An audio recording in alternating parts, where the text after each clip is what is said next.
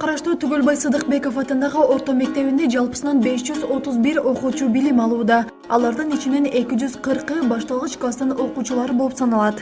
Аталган мектеп USAID-тин колдоосу менен бирге окуйбуз долбоорун ишке ашырууда. Улуттук билим берүү долбоорунун алкагында сынак уюштурулуп, бир канча этап менен мыктылар аныкталат. Биринчи сүрөтчүлөр сынагы, экинчи куурчак театры, үчүнчү жомоктор жана көркөм айтуу. Аталган долбоордун максаты башталгыч класстын окуучуларынын билим деңгээлин жогорулатуу жана көркөм окуусун жакшыртуу, мугалимдердин билим берүү сапатын жогорулатуу жана ата-энелерди мектепке тартуу болуп саналат.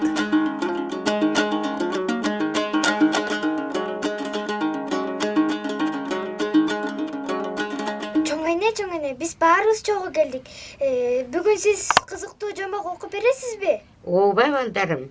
Мен силерге бүгүн Азат кумурсканы кантип куткарды деген жомокту окуп беремин.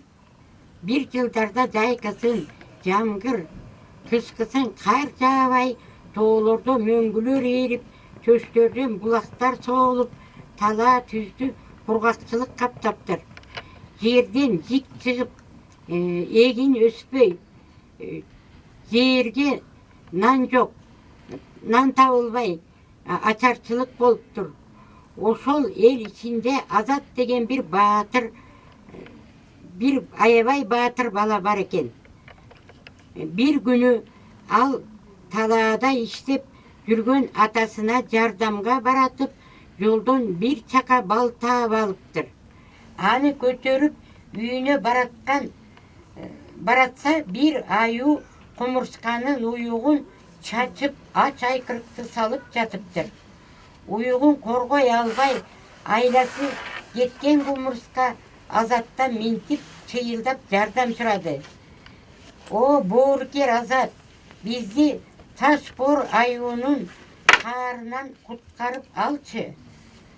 Каардуу аюу күнөөсүз кумурскалардын уюгун бузуп, адилетсиздик кылып жатса, мен ага каршы туруп, алсыз кумурскага жардам бербесем болбос деди да. Азат колуна таякты сунуп аюуга тап берди. Бирок аюу баланы тоготпой чабуулун уланта берди. Ошондо Азат аюу эмне жакшы көрөрүн эстей калды да. Колундагы балды көрсөтүп минтип айтты. Эгер кумурсканын уюгун кол салганды токтотсоң, бул бал сеники болот.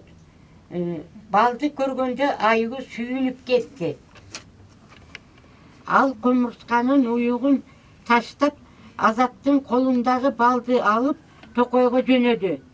Рахмат сага, Азат баатыр. Бизди каардуу аюудан коргоп калдың.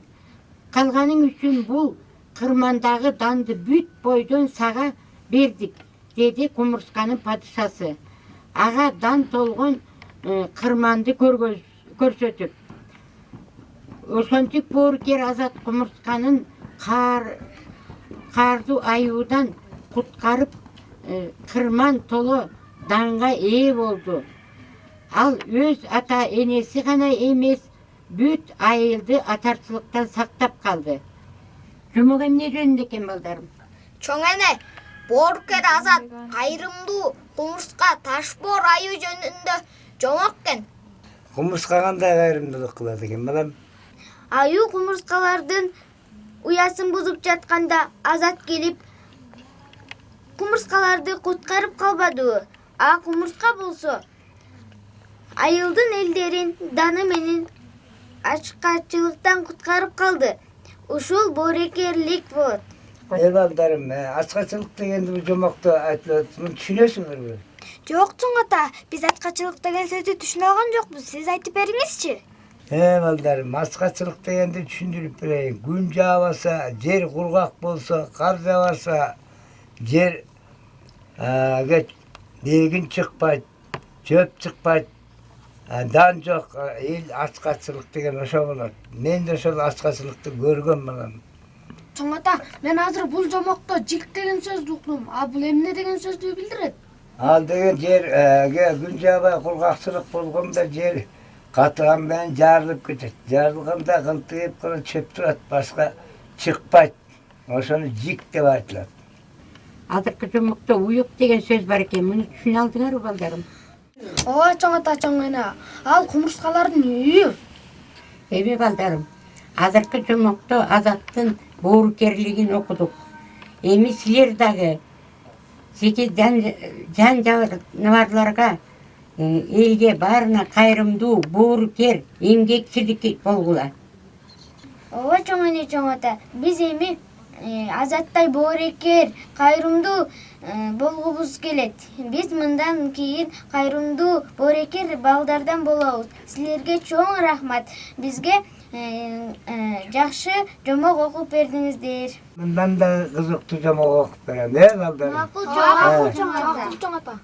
Эмкиде абдан баарына чогуу келди, балдарым? Макул чоң ата.